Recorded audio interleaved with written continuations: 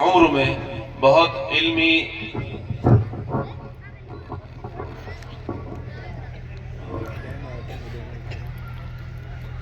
جس سے اللہ تبارک و تعالیٰ نے بہت بڑا علمی کام لے رہے ہیں۔ نوجوانی میں تقوی و طہارت پرہیزگاری جن کی پہچان بن چکی ہے، اللہ تبارک و تعالیٰ نے فضل و کمال سے انہیں نوازا ہے۔ مقرر شعر بیاں ہیں، زبان و بیان کے مالک ہیں۔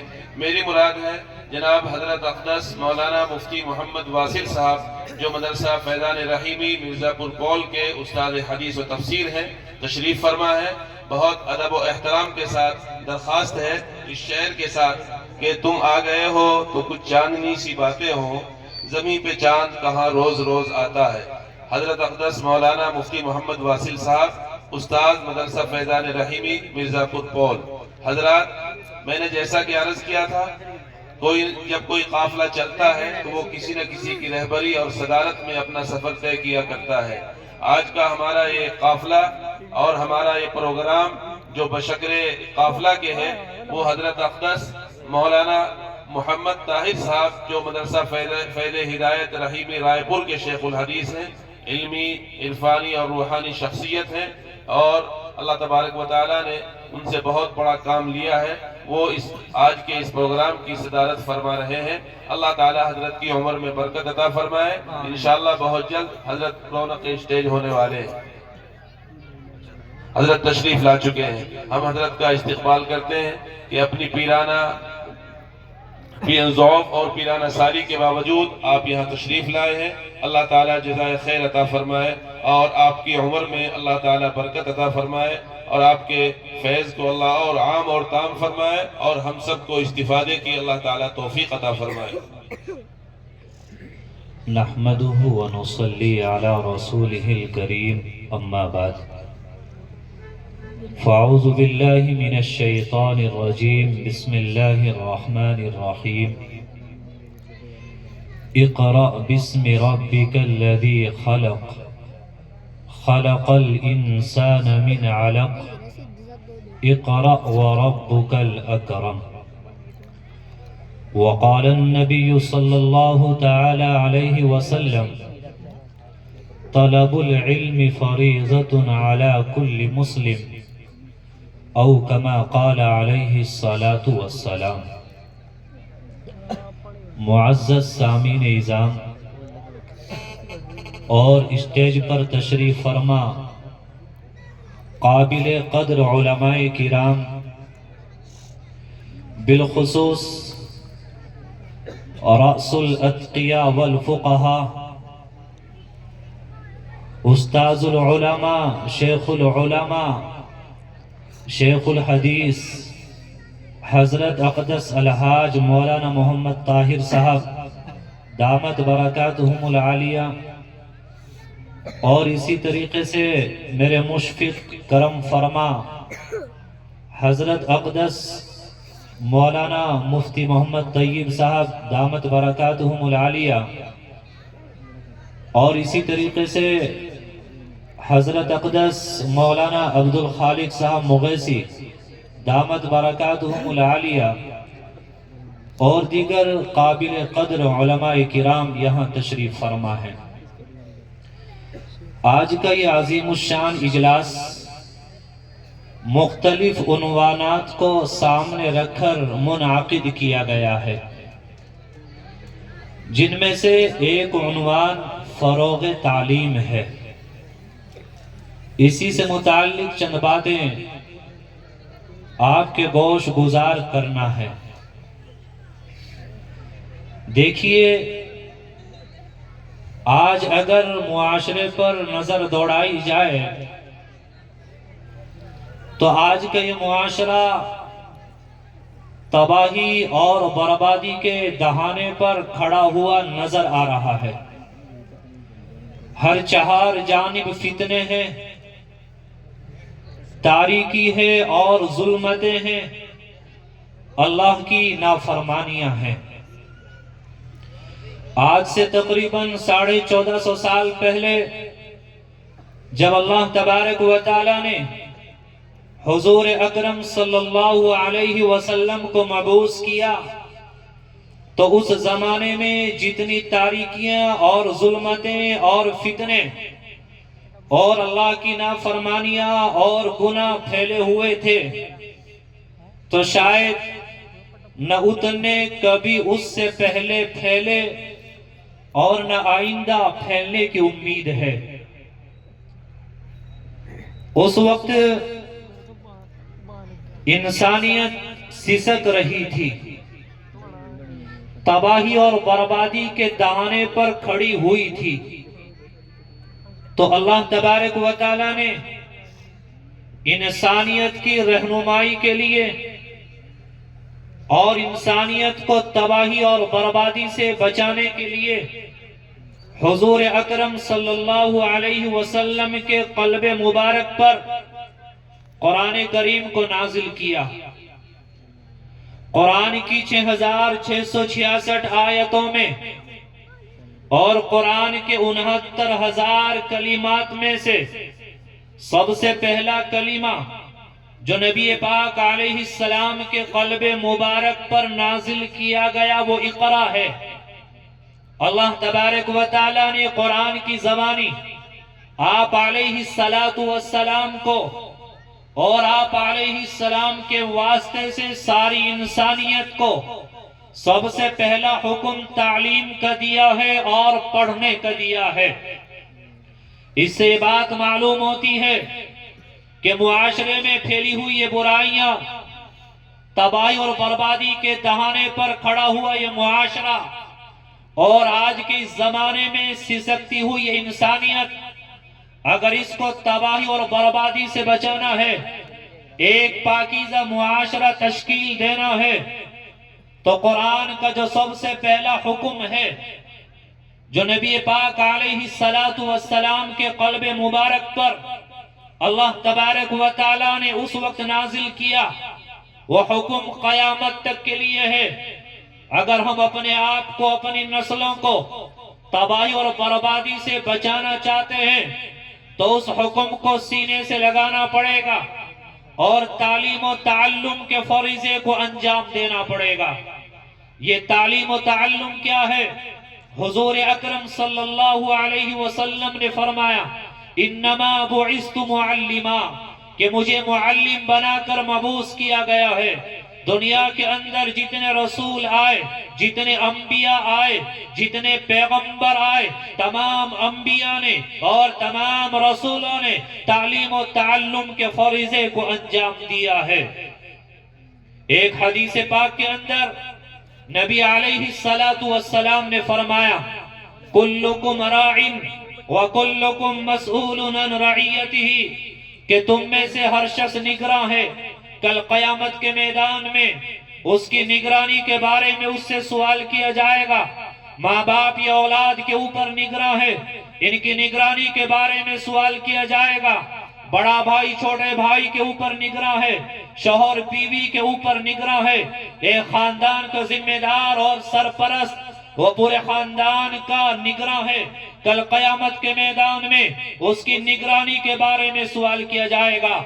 آج کے والدین کا اگر جائزہ لیا جائے، آج کے ذمہ دار اور سرپرستوں کا اگر جائزہ لیا جائے تو آپ کو جگہ جگہ مرثیہ خوانی کرتے ہوئے نظر آئیں گے، آنسو بہاتے ہوئے نظر آئیں گے کہ ہمارا بیٹا وہ نشے کی طرف چلا گیا، ہمارا بیٹا وہ بڑا نافرمان ہے اور چوری کی طرف اور بدماشی کی طرف اور بدتمیزی کی طرف چلا گیا ہے۔ لیکن ہم نے کبھی غور نہ کیا کہ یہ نوجوان نشے کی طرف گیا، اس کے اسباب کیوں ہے؟ یہ نوجوان یہ ماں باپ کا نافرمان بنا، اس کے اسباب کیوں ہے؟ یہ نوجوان جوا اور سٹا لگا رہا ہے، اس کے اسباب کیوں ہے؟ آج کا یہ نوجوان یہ گالی گلوچ کر رہا ہے، بدتمیزی اور بد اخلاقی اس کا شیوا بن چکا ہے، اس کے اسباب کیوں ہے؟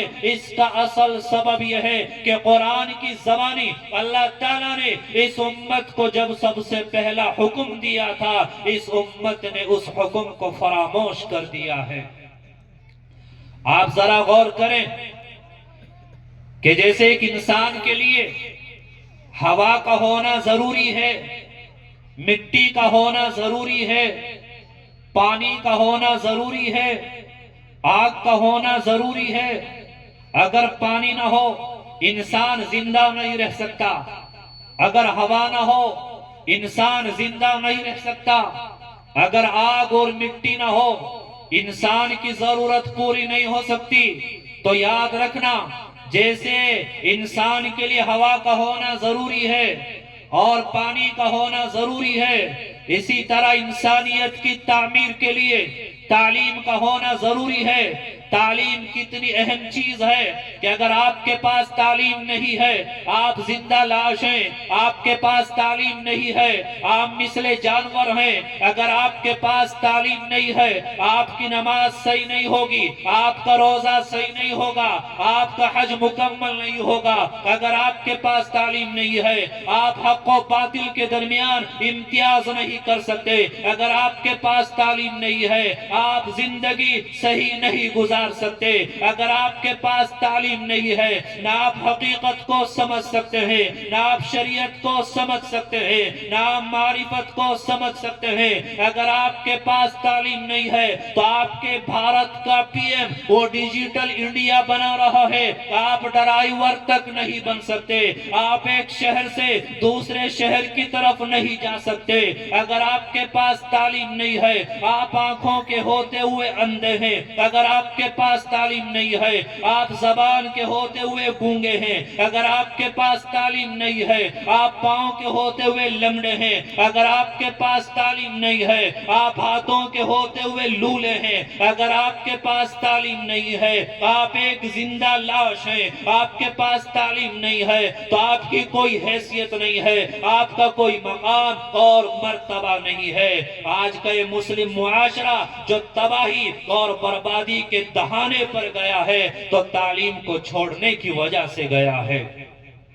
آپ ذرا غور کریں، آپ اس دنیا پہ نظر دوڑائیں، آپ کو نظر آئے گا کہ آج اگر کوئی آئی پی ایس بنتا ہے تو تعلیم کی بنیاد پر، کوئی انسپکٹر بنتا ہے تعلیم کی بنیاد پر، کوئی آسمان میں جاتا ہے تعلیم کی بنیاد پر، کہکشاں میں جا رہا ہے تعلیم کی بنیاد پر، ایک سے ایک گاڑیاں بنا رہا ہے تعلیم کی بنیاد پر۔ آپ ان علماء کو دیکھیں، یہاں اوپر بیٹھے ہیں تعلیم کی بنیاد پر، یہ علماء یہ آپ کے یہاں جاتے ہیں آپ اوپر بٹھاتے ہیں خود نیچے بیٹھتے ہیں تعلیم کی بنیاد پر۔ آج اسی تعلیم کو ہم لوگوں نے اپنے معاشرے سے اور اپنی زندگیوں سے نکال دیا اور اپنی نوجوان نسلوں کو تباہ اور برباد کر کے رکھ دیا ہے۔ آج شادی بیاہ کا موقع آ جائے تو رسومات اور خرافات میں آج کا مسلمان پیچھے نہیں ہے۔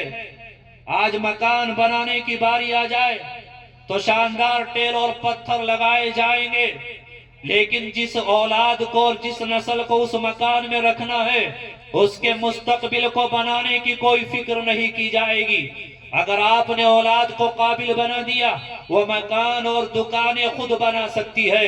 اگر آپ نے مکانات تو بنائے، تجارتوں کو پروان چڑھایا، آپ نے دکانیں تو بنائی اور اولاد کو تعلیم سے روشناس نہیں کرایا تو وہ اولاد خود بھی برباد ہوگی اور اس سارے مال و دولت کو برباد کرنے کا ذریعہ بھی بن جائے گی۔ آج جگہ جگہ پر یہ مرثیہ خوانی ہے، آج کا ماں باپ جگہ جگہ یہ مرثیہ خوانی کرتے ہیں کہ بیٹا ہے بات نہیں مانتا، نوجوان نشے کی طرف چلا گیا۔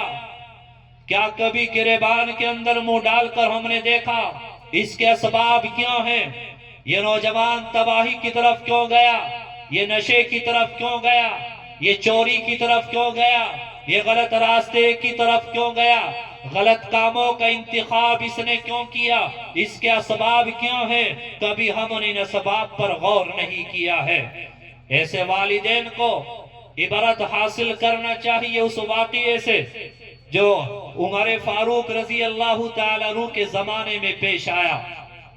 ایک بوڑھا باپ ہے، عمر فاروق رضی اللہ تعالیٰ عنہ کی عدالت میں حاضر ہوتا ہے، کہتا ہے کہ امیر المؤمنین میرا ایک اکلوتا بیٹا ہے، وہ میرا بڑا نافرمان ہے، میرے حقوق ادا نہیں کر رہا ہے، آپ میرے حقوق دلوا دیجئے۔ عمر فاروق رضی اللہ تعالیٰ عنہ نے اس کے بیٹے کو عدالت میں طلب کیا. ایک طرف باپ کھڑا ہے، ایک طرف بیٹا کھڑا ہے. تو وہ نوجوان بیٹا کہنے لگا، اے امیر المؤمنین، آپ فیصلہ کرنے سے پہلے میرے ایک سوال کا جواب دے دیجئے. میرا سوال یہ ہے، آپ بتائیے کہ کیا صرف اولاد پر ہی ماں باپ کے حقوق ہوتے ہیں یا ماں باپ کے ذمے بھی اولاد کے کچھ حقوق ہوتے ہیں؟ تو عمر فاروق رضی اللہ تعالیٰ عنہ نے فرمایا کہ نہیں، جیسے اولاد کے ذمے ماں باپ کے حقوق ہوتے ہیں، ماں باپ کے ذمے بھی اولاد کے حقوق ہوتے ہیں. وہ نوجوان کہنے لگا، آپ بتائیے وہ حقوق کیا ہے؟ تو عمر فاروق رضی اللہ تعالیٰ عنہ نے فرمایا کہ ماں باپ کے اوپر اولاد کا پہلا حق یہ ہے کہ جب وہ نکاح کرنے جا رہا ہے تو چاہیے کسی نیک اور دیندار عورت کا انتخاب کرے. دوسرا حق یہ ہے کہ جب اولاد پیدا ہو جائے اس کا اچھا سا نام رکھا جائے. تیسرا حق یہ ہے کہ جب وہ سمجھدار ہو جائے اس کو دینی تعلیمات سے روشناس کرایا جائے. تو وہ نوجوان کہنے لگا، اے امیر المؤمنین، یہ میرا بوڑھا باپ ہے، آپ کے سامنے عدالت میں کھڑا ہے، آپ معلوم کر لیجئے میرے باپ نے ان تینوں حقوق میں سے کوئی حق ادا نہیں کیا ہے، کیونکہ میری ماں کوئی مسلمہ نہیں بلکہ مجوسیہ ہے. میرے باپ نے میرا نام صحیح نہیں رکھا ہے. جب میں بڑا ہو گیا تو مجھے قرآن کی تعلیمات سے روشناس نہیں کرایا ہے. تو عمر فاروق رضی اللہ تعالیٰ عنہ نے یہ کہہ کر مقدمہ عدالت سے خارج کر دیا کہ اے بوڑھے باپ، جب تو نے اولاد کے حقوق کو ادا نہیں کیا، آج تجھے اس عدالت کے اندر اپنے حقوق کا مطالبہ کرنے کا کوئی حق نہیں ہے. جس اولاد کو آپ نے نہیں بتایا ماں باپ کے حقوق کیا ہوتے ہیں، جس اولاد کو آپ نے نہیں بتایا پڑوسیوں کے حقوق کیا ہوتے ہیں، جس اولاد کو آپ نے نہیں بتایا بڑوں کا ادب و احترام کیا ہوتا ہے، جس اولاد کو آپ نے نہیں بتایا کہ چھوٹوں پر شفقت، محبت اور پیار کیا ہوتا ہے، جس اولاد کو نہیں بتایا صحیح راستہ کیا ہے، غلط راستہ کیا ہے، آپ بتائیے کہ وہ اولاد آپ کے حقوق کو کیسے ادا کر سکتی ہے؟ آج ہم لوگوں نے خود تو اولاد کے حقوق ادا نہیں کیے، لیکن اولاد سے اپنے حقوق کا مطالبہ مضبوط طریقے پر کرتے ہیں. ان اسباب کی طرف ذرا ہمیں غور کرنا پڑے گا. یہ معاشرہ تباہی اور بربادی کی طرف کیسے گیا ہے؟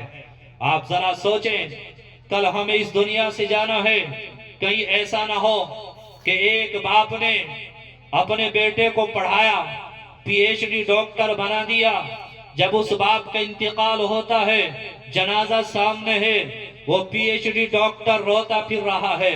کسی نے کہا کیوں رو رہے ہو؟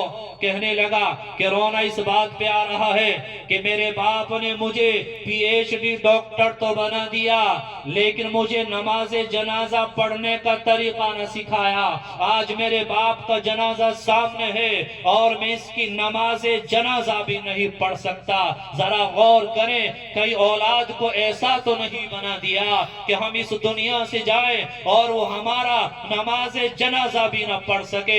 ایک باپ تو وہ ہے جس نے اولاد کو قرآن پڑھایا، داماد ملے قرآن پڑھے ہوئے، داماد ملے حافظ قرآن، عالم قرآن. اب یہ باپ دنیا سے جاتا ہے، غسل دینے والا بیٹا ہے، حافظ قرآن ہے، نماز جنازہ پڑھانے والا بیٹا ہے، عالم قرآن ہے. قبر کے اندر رکھ دیا گیا، دفنا دیا گیا. اب داماد قبر کے چاروں طرف کھڑے ہیں اور بیٹے سرہانے اور پائیتی کی طرف کھڑے ہیں. چھوٹے چھوٹے نواسے اور پوتے ہیں، وہ بھی قرآن پڑھے ہوئے ہیں. آپ بتائیے وہ قبر کے اندر کتنا خوش ہو رہا ہوگا جب اتنا بڑا ذخیرہ ثواب کا قبر کے اندر اس کے پاس پہنچ رہا ہوگا. ایک وہ باپ ہے جس نے اولاد کی تربیت نہ کی، ان کو قرآن نہ پڑھایا، اب انتقال ہو گیا، غسل دینے والا اولاد میں کوئی نہیں، نماز جنازہ پڑھانے والا والا اولاد میں کوئی نہیں، باپ کو قبر میں دفنا دیا گیا،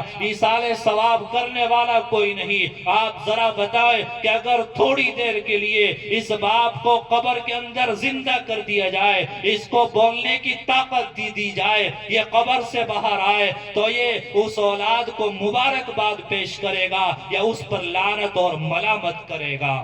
تو ہمیں سوچنا پڑے گا کہ ہم اولاد کو کس رخ پر ڈال رہے ہیں۔ دیکھیے علماء یہ نہیں کہتے کہ آپ اپنی اولاد کو انجینئر نہ بنائیں، آپ ڈاکٹر نہ بنائیں، آپ بنائیے جہاں مسلم قوم کو آج علماء کی ضرورت ہے، آج مسلم ڈاکٹروں کی ضرورت ہے، انجینئروں کی ضرورت ہے، آپ بنائیے، خوب بنائیے، لیکن پہلے ان کو مسلمان بنا لیجئے۔ میرے مسلمان بھائیوں، آپ ذرا اپنے دل پر ہاتھ رکھ کر سوچے کہ وہ اولاد جس کے لیے آپ نے اتنی دعائیں مانگی، اتنی تکالیف آپ نے برداشت کی، اللہ تعالیٰ نے آپ کو بیٹا عطا کر دیا، اللہ نے بیٹیاں آپ کو عطا فرمائی۔ اب جب وہ بولنے کے قابل ہوئے اور چلنے کے قابل ہوئے، کچھ سمجھنے کے قابل ہوئے، تو آپ نے انگلش میڈیم اسکولوں میں لے جا کے ان کے حوالے کر دیا، جہاں سے ایمان کو کھوکھلا کر دیا جائے، ایمان کو نکال دیا جائے، اللہ اور اس کے رسول کا نام ان کو نہ لینے دیا جائے اور ایمان کو ان کے دلوں سے مسخ کیا جائے۔ آپ بتائیے کہ وہ اولاد بڑے ہو کر کیسے آپ کے حقوق کو ادا کر سکتی ہے؟ آپ اسکولوں میں پڑھانا چاہتے ہیں، آپ پڑھائیے، آپ ان علماء سے مشورہ کیجئے۔ آپ اپنے بیٹے کو انجینئر بنانا چاہتے ہیں، آپ ڈاکٹر بنانا چاہتے ہیں، آپ بنائیے، لیکن ان علماء کی سرپرستی میں بنائیے۔ آج کے اس زمانے میں اس طرح کے نظام تعلیم موجود ہیں کہ آپ کا بیٹا عالم بھی بن سکتا ہے اور ڈاکٹر بھی بن سکتا ہے۔ آج اس طرح کے مدارس میں بھی اس طرح کے تعلیمی نظام موجود ہیں کہ آپ کا بیٹا حافظ قرآن بھی بن سکتا ہے اور انجینئر بھی بن سکتا ہے۔ تو ہمیں غور کرنا پڑے گا کہ ہم اولاد کو کس طرف لے کے جا رہے ہیں۔ ہم نے اولاد کو خود نہیں بتایا، ان کی تربیت نہیں کی، اچھے اخلاق کی تعلیم ان کو نہیں دی، دینی تعلیمات سے روشناس نہیں کرایا۔ آج بڑے ہو کر وہ اولاد جب باپ کا سامنا کرنے لگی اور باپ کے ساتھ بد اخلاقی اور بدتمیزی کا معاملہ کرنے لگی، تو پھر باپ مرثیہ خوانی کرتا ہے، پھر مرثیہ خوانی سے کچھ ہونے والا نہیں ہے۔ میرے بھائیوں، آپ عصری تعلیم دلانا چاہتے ہیں اولاد کو، آپ دلائیے، علماء منع نہیں کرتے، لیکن پہلے ان کو مسلمان بنا لیجئے اور عصری علوم سے پہلے آپ دینی تعلیمات سے ان کو روشناس کرا لیجئے۔ ان مدارس میں کیا ان کے ایمان کو بنایا جا رہا ہے، اللہ اور اس کے رسول کی محبت ان کو سکھائی جا رہی ہے، اور قرآن کے اندر اللہ تعالیٰ نے جو سب سے پہلا حکم دیا تھا، آج یہ مدارس اور یہ علماء اسی حکم کو اپنے سینے سے لگائے اور تنگ دستیوں کا اور حالات کا سامنا کرتے ہوئے مضبوطی کے ساتھ اللہ کے اس حکم کو تھامے ہوئے ہیں۔ اب ضرورت اس بات کی ہے کہ ہم ان مدارس کے معاون بنیں، ان کا تعاون کرنے والے بنیں۔ ایک واقعہ سنا کر اپنی بات کو ختم کرتا ہوں۔ حضرت شیخ الاسلام مفتی تقی عثمانی دامت برکاتہم فرماتے ہیں کہ ایک مرتبہ بخارا اور سمرقند کے علاقے میں جانا ہوا، وہاں ایک بڑے میاں اور بزرگ سے ملاقات ہوئی۔ انہوں نے معلوم کیا کہاں سے آئے، میں نے بتا دیا۔ پوچھا کیا کرتے ہو، بتایا مدرسے میں پڑھاتا ہوں۔ پوچھا وہاں کون سی کتابیں پڑھائی جاتی ہیں، تو میں نے بتایا ہدایہ پڑھائی جاتی ہے، ترمذی پڑھائی جاتی ہے، بخاری اور مسلم پڑھائی جاتی ہے۔ فرماتے ہیں کہ ان بڑے میاں نے یہ بات سنی تو چیخ ماری، رونے لگا اور یہ کہا کہ ایک زمانہ تھا ہمارے یہاں یہ کتابیں پڑھائی جاتی تھی، ہمارے یہاں ان کتابوں کے پڑھانے والے اور پڑھنے والے علماء اور طلبہ ہوتے تھے، لیکن ایک سازش کے تحت ان تمام تر چیزوں کو ختم کر دیا گیا، ان کا نام و نشان تک مٹا دیا گیا. پھر روتے ہوئے فرمایا کہ آپ یہاں سے جا رہے ہو, میرا ایک پیغام لے کے جانا, اور یہ پیغام جا کر تمام مسلم قوم کو سنا دینا, ان کو بتا دینا کہ تم پر حالات آئیں, پریشانی آئے, تم ہر چیز کو برداشت کر لینا, لیکن مدارس کے خاتمے کو برداشت نہ کرنا, کیونکہ جب مدارس کا خاتمہ کر دیا جائے تو سمجھنا کہ ایمان اور اسلام کا خاتمہ کر دیا جائے گا. یہ لوگ جانتے ہیں مدارس زندہ ہیں, یہ تعلیم گاہیں زندہ ہیں تو ایمان زندہ ہے, اور مسلمانوں کا عقیدہ صحیح اور سلامت ہے تو یہ مدارس یہ اللہ کی بہت بڑی نعمت ہے. آج بڑے افسوس کی بات ہے, آپ مسلم گاؤں میں جائیں, آپ مسلم بستیوں میں جائیں, آپ کو اچھی سے اچھی چائے کی دکان نظر آئے گی, اچھے سے اچھا کھانے کا ڈھابا اور ہوٹل نظر آئے گا, لیکن اچھا اسلامی اسکول نظر نہیں آئے گا, اچھی تعلیم گاہیں نظر نہیں آئے گی. اور جہاں اللہ نے کرم فرمایا, اللہ کی خاص نعمت کا ظہور ہوا, جہاں یہ مدارس کا وجود ہے, ان کا قیام ہے, آپ کی نسلوں کو دینی اور عصری تعلیم سے روشناس کرایا جا رہا ہے, تو ان کی ضروریات کو پورا کرنے کے لیے ہم لوگ آگے نہیں آتے, ان کی آبادی کی فکر کے لیے ہم تیار نہیں ہوتے. یہ مدارس یہ اللہ کی بہت بڑی نعمت ہے. آپ ذرا سوچیں, آج کون سا گناہ ہے جو ہماری بستیوں کے اندر نہیں کیا جا رہا ہے؟ آج زناکاری, عیاشی, فحاشی اور مکاری اور نشہ خوری, یہ تمام گناہ بالکل عام ہو چکے ہیں. نہ جانے کب کا اللہ کا عذاب آ گیا ہوتا. یہ تو معصوم اور چھوٹے چھوٹے بچے ہیں, یہ مدرسوں میں, ان مکاتب میں, ان مساجد میں آ کر اللہ کو رحمان اور رحیم کہہ کے پکارتے ہیں تو اللہ اپنے عذاب کو موقوف فرما دیتے ہیں. تو یہ اللہ کی بڑی نعمت ہے, ہمیں ان کے تعاون کے لیے آگے آنا چاہیے, اور اپنی نسلوں اور اپنی اولاد کے مستقبل کے تئیں ہمیں فکر مند ہونا چاہیے. آج آپ جانتے ہیں اسکولوں میں اور جو غیروں کی تعلیم گاہیں ہیں, وہاں کیا کیا جا رہا ہے کہ ایمان کو اور اسلامی عقائد کو مسلمان بچوں کے دلوں سے کھرچا جا رہا ہے. تو آج کے زمانے میں ان کی ضرورت پہلے سے زیادہ بڑھ گئی ہے, تو ہمیں تعاون کا ہاتھ ان کی طرف بڑھانا چاہیے. ہمیں بلایا جائے, آنا چاہیے, وقت مانگا جائے, دینا چاہیے, اور کسی چیز کا مطالبہ کیا جائے تو اپنی حیثیت اور ہمت کے موافق ہمیں آگے آ کر تعاون کرنا چاہیے. آج کا بس یہی پیغام ہے کہ 1450 سال پہلے اللہ نے تعمیر انسانیت کے لیے اور ایک پاکیزہ معاشرہ تشکیل دینے کے لیے قرآن میں جو حکم دیا تھا پڑھنے کا اور تعلیم کا, تو آج مسلم قوم کو اسی کی سخت ضرورت ہے. رسومات خرافات کو پیچھے ہٹا کر اور مکانوں میں ٹیل اور پتھر نہ لگا کر آپ اولاد کے مستقبل کی طرف آپ متوجہ ہوں, اور ان کو تعلیم گاہ کی طرف توجہ دلائیں, اور ان کی تعلیم کے لیے آپ اچھے سے اچھا بندوبست کریں, آپ پیسہ خرچ کریں, آپ وقت لگائیں.